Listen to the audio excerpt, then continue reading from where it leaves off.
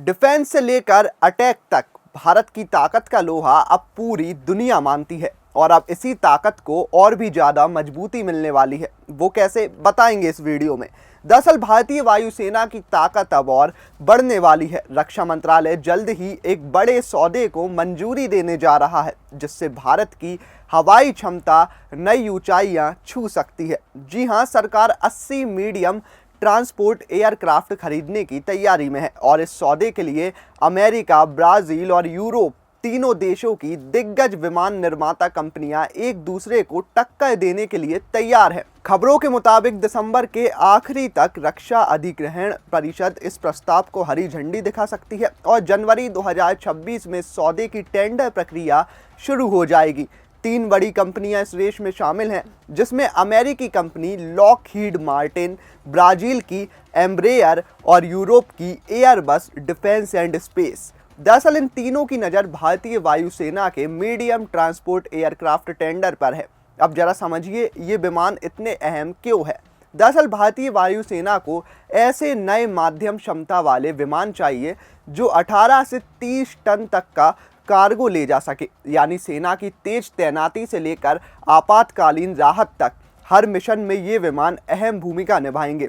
अमेरिकी company Lockheed Martin अपने प्रसिद्ध C-130J सुपर हरकुलस विमान का प्रस्ताव लाई है। ये वही विमान है जो पहले से ही भारतीय वायुसेना में शामिल है और अपनी मजबूती और भरोसे के लिए जाने जाते हैं। दूसरी ओर ब्राज़ील की एम्ब्रेयर अपने KC-390 मिलेनियम विमान के साथ रेस में है, जो न सिर्फ आधुनिक टेक्नोलॉजी से लैस है बल्कि फ्यूल एफिशिएंसी में भी शानदार है।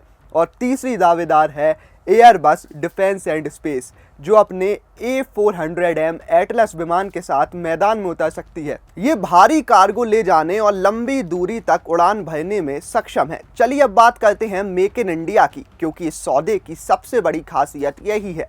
ये पूरा प्रोजेक्ट मेक इन इंडिया पहल के तहत होगा, यानी जो कंपनी ये टेंडर जीतेगी उसे भारत में ही इन विमानों के उत्पादन की लाइन तैयार करनी होगी। अमेरिकी कंपनी लॉकहीड मार्टिन ने इसके लिए Tata advance system limited TASL के साथ साझेदारी की है। वहीं एम्ब्रेयर ने महिंद्रा ग्रुप के साथ मिलकर अपनी बोली लगाई है। हालांकि एयरबस ने अब तक इस प्रोजेक्ट में अपनी औपचारिक भागीदारी की घोषणा नहीं की है, लेकिन उम्मीद है कि वो भी जल्द इसमें शामिल होगी। अब आपको याद दिला दें कि एयरबस और टाटा पहले से ही एक बड़ा प्रोजेक्ट साथ में कर रही हैं। दोनों मिलकर भारतीय वायुसेना के लिए 56 C-295 ट्रांसपोर्ट विमान बना रहे हैं, जिसकी कुल लागत है करीब 21,935 करोड़ रुपए। यानी रक्षा क्षेत्र में भारत का औद्योगिक सहयोग अब मेक इन इंडिया से मेक फॉर दी वर्ल्ड की ओर बढ़ रहा है। वैसे एम्ब्रेयर का भारत से पुराना रिश्ता है। इस कंपनी ने पहले ही भारतीय वायुसेना को 8 स्पेशल एयरक्राफ्ट दिए हैं, जो VVIP यात्रा और हवाई प्रारंभिक चेतावनी एवं नियंत्रण प्रणाली के लिए इस्तेमाल होते हैं।